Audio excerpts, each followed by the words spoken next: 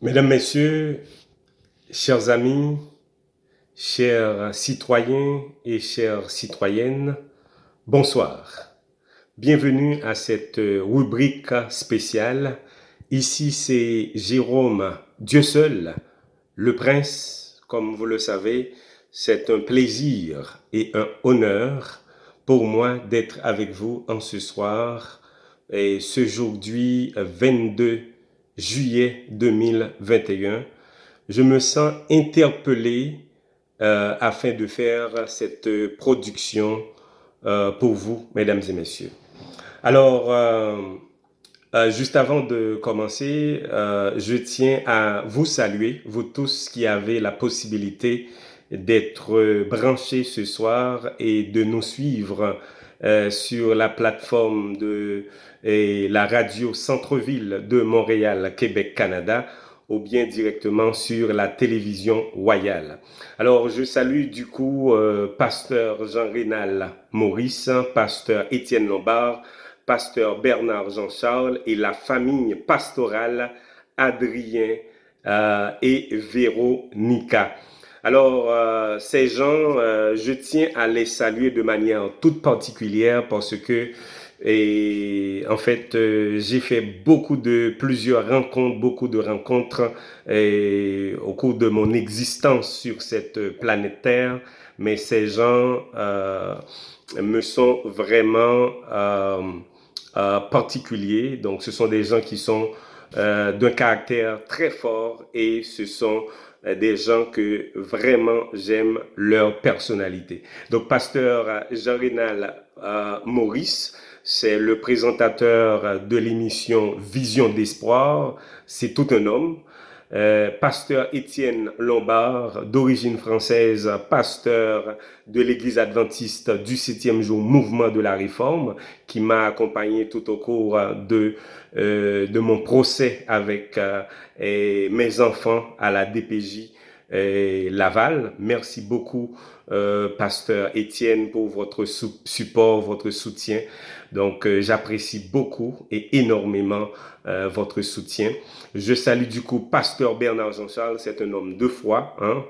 L'école de la foi, c'est un homme qui m'a inspiré et c'est également tout un homme. Je salue la famille pastorale Adrien et Véronica, ce sont des gens que je connais il y a pas longtemps, mais qui me sont arrivés avec un encouragement extraordinaire.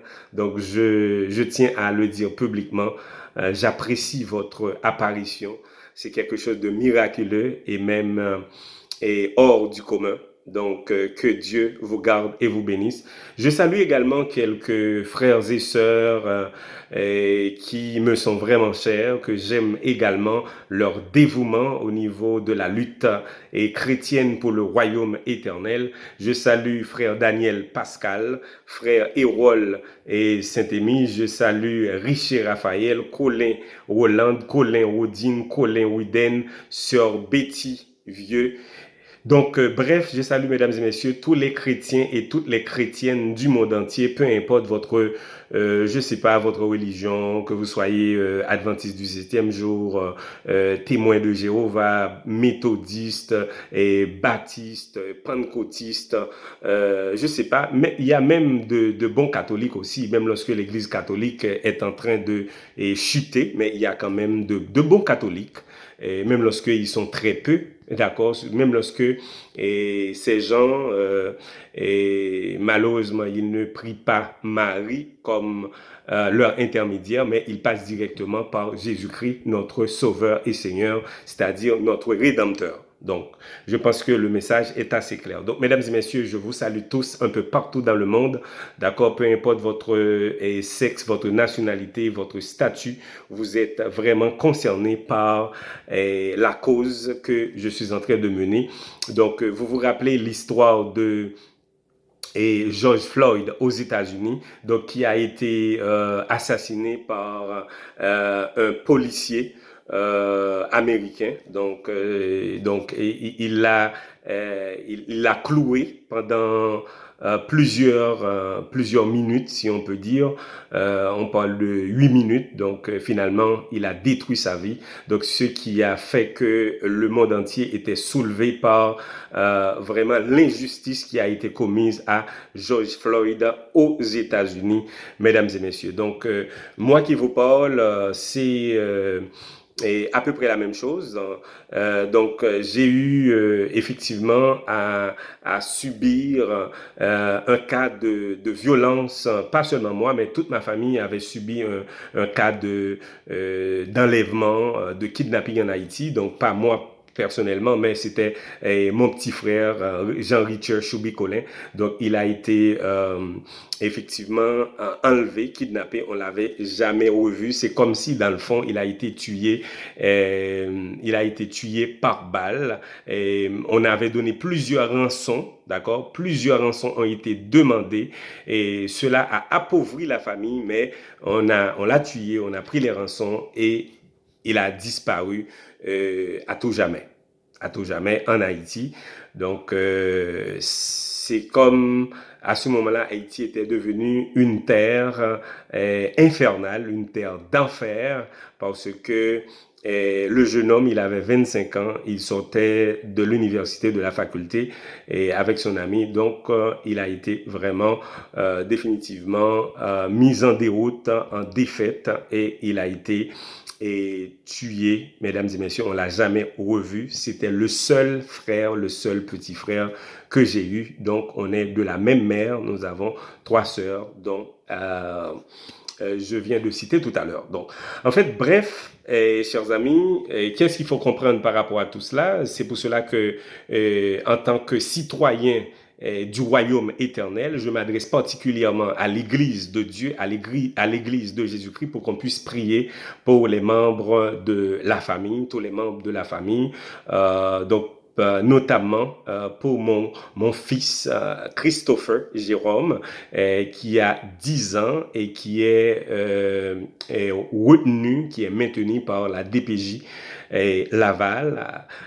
Donc, il y a une erreur, on appelle ça une erreur de diagnostic ou bien une erreur de jugement qui a été produite au point qu'ils avaient enlevé tous les membres de la famille.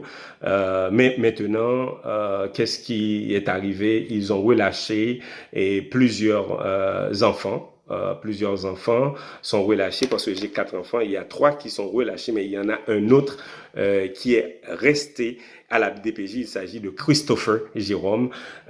Alors, en ce sens, je vous demande de prier. Il faut prier parce que je crois beaucoup dans la prière. Donc, ma prière ne suffit pas. Comme nous sommes plusieurs dans le monde, je m'adresse surtout à la communauté chrétienne du monde entier. Et j'ai pas besoin de savoir la quantité que vous êtes. Est-ce que vous êtes 1 milliard? Est-ce que vous êtes des millions? Peu importe. D'ailleurs, Jésus-Christ l'a dit, là où 2 ou 3 se réunissent en mon nom, je suis là avec vous et parmi vous.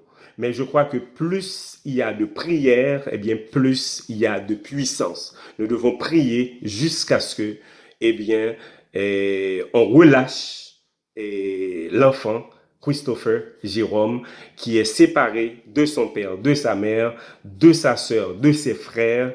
Donc, il est seul à la DPJ Laval actuellement. Donc, il a besoin de support, il a besoin de soutien. Donc, c'est pour cela que je m'adresse à vous ce soir, aujourd'hui, 22 juillet 2021, pour que vraiment cet enfant puisse être libéré définitivement et cet état de fait, ok, de cet état de fait. Alors, déjà, je vous dis merci et je compte beaucoup sur votre méditation et nous sommes sûrs et certains, avec votre volonté, avec vos prières un peu partout dans le monde et sur cette planète, nous allons remporter la victoire. Nous avons déjà la victoire en Jésus-Christ. Nous avons déjà la victoire parce qu'il y a 3 enfants qui sont relâchés. Donc, s'il y a tout ça, eh bien, je crois fermement que dans un délai qui est vraiment court, eh bien, notre fils Christopher va être libéré également et tous les membres de la famille qui sont vraiment sous l'emprise cet acte Donc, on doit être libéré. Donc, mesdames et messieurs, c'est absolument important, c'est hyper important. Je demande vraiment vos prières en ce sens. Alors, voilà. Et puis la deuxième chose sur laquelle je voulais intervenir ce soir, donc je me sens concerné par cette cause, c'est effectivement la mort de Jovenel Moïse et son assassinat qui est causé en Haïti le 7 juillet 2021, d'accord, par un commando étranger, mesdames et messieurs, composé majoritairement de Colombiens. Et vraiment, on parle d'autres nationalités également, mais c'est majoritairement de Colombiens.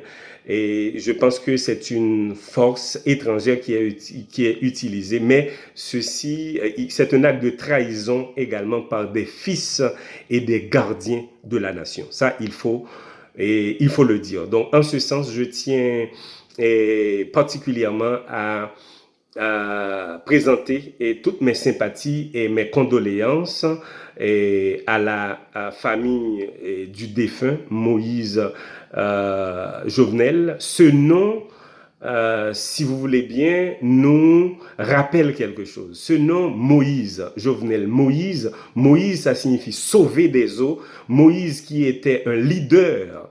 Et dans un premier temps, si vous vous rappelez de ce qui est écrit dans la Bible, qui est la parole de Dieu, qui est les oracles sacrés, eh bien Moïse c'était un libérateur, le libérateur du peuple d'Israël. Est-ce qu'on pourrait se poser la question que Jovenel Moïse était un libérateur pour le peuple haïtien par rapport à sa position, par rapport à son discours, par rapport à son engagement?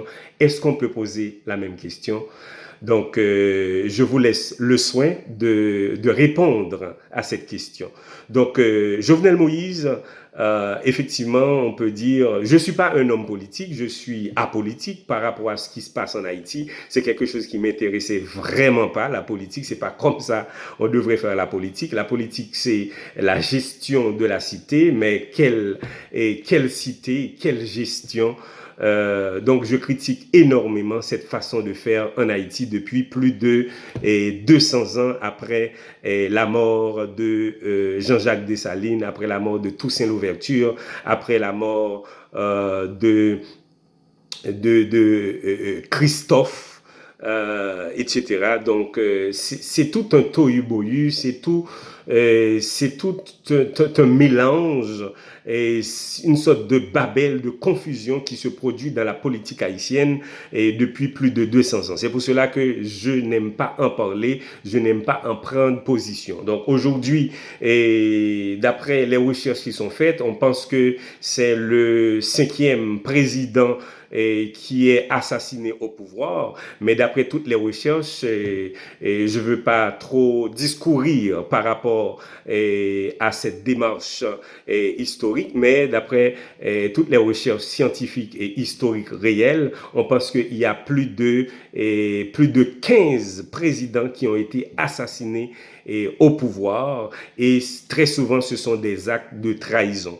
Donc, chers concitoyens, chères concitoyennes, m'a parlé faut me parler créole, moment arrivé pour me parler créole, langue maman nous, langue papa nous, parce que nous c'est des natifs natals. Ça qui fait en Haïti, là, la mort de Jovenel Moïse par un commando étranger. Donc, je pense que c'est un événement à prendre au sérieux, c'est un événement à y réfléchir. Si nous quittons ça passer comme ça, nous pas fait rien, nous continuer à vivre comme si de rien n'était, eh bien, nous condamner, d'accord, pour nous capables faire vivre nous comme ça dans la misère, dans la pauvreté. D'accord? Mais ça que je connais moi-même, ça que je connais, eh bien, événement ça, il n'est pas un événement qui fortuit. Il est rentré, d'après ma révélation, d'après ma vision, il est entré dans le cadre des grands événements mondiaux. Ça veut dire que, eh bien, ça passe là, ça fait partie du grand jugement dernier, du grand jugement des nations. Ça trivé là pral gagner un pilote grand événement encore qui pral arriver malheureusement. Je suis obligé de vous dire la vérité, mesdames et messieurs, et rien que la vérité. Eh bien, après ce massacre, après cet acte qui est arrivé en Haïti par un commando étranger, eh bien, c'est moi-même personnellement, en tant que fils de Dieu, en tant que chrétien, donc, m'a dit nous que, eh bien, après événement ça qui passait, hein, c'est un acte qui traduit le racisme, la discrimination raciale, qui traduit le profilage racial. Nous condamnons ça publiquement et amèrement. Les Noirs du monde entier et les Blancs, nous sommes égaux. Il n'y a pas une race qui est inférieure et une autre race qui est supérieure. Nous sommes tous égaux. Dieu nous a créés égaux avec une diversité de couleurs. Que l'on soit blanc ou l'on soit noir, eh bien, il n'y a pas de... Même lorsqu'il y a une différence de couleur, eh bien, cela ne nous donne pas, je dirais, l'autorité pour démontrer qu'on est supérieur ou bien qu'on est inférieur. Nous sommes tous égaux. Ce message doit être clair. Nous sommes condamnés, ou bien, nous, comme dit Jean Jolem, nous ne sommes pas condamnés, mais nous sommes libérés, nous sommes engagés pour que nous puissions vivre ensemble. Donc, ça qui passait là en Haïti, hein, chers amis, chers citoyens, chères citoyennes, eh bien, ça, son acte de sauvagerie et de barbarie. Nous demandons pour tout voyou, pour tout mercenaire, tout assaillant, eh bien, nous-mêmes, comme nous croyons en pile dans la vie, parce que la vie est sacrée, la vie est créée par Dieu, par Jéhovah Dieu, nous pas demander à peuple haïtien pour être capable de faire vengeance pour tête pa yo, parce que yo gon gouvernement, yo gen des responsables, yo gen des autorités, des dirigeants qui ont bay mandat pour capable défendre cause yo, nous pas demander pour le craser, pour le briser, ça pas utile rien, mais il faut que justice soit faite en Haïti. Faut nous suspendre, comporter-nous comme des zombies en Haïti. Nous sommes des êtres humains. Dieu nous a créés avec toutes les possibilités pour que l'on puisse vivre ensemble avec une certaine équité, une certaine intégrité et droit tout citoyen, tout haïtien capable de respecter dans le monde entier. Donc ce message doit être clair. Tant et aussi longtemps, nous pas prendre position ça, pas croire que, eh bien, son race spéciale, c'est américain, ou bien c'est français, c'est canadien, c'est allemand, c'est chinois qui pral relever tête nous. Non. C'est pour cela que, donc, actuellement, l'Église de Dieu en Haïti doit prendre sa responsabilité jusqu'à ce que, eh bien, le chef suprême de l'Église intervienne, à savoir Jésus-Christ de Nazareth, qui sera envoyé par l'Éternel des armées. Donc, frères et sœurs, bien-aimés dans le Seigneur, chers citoyens, chères citoyennes,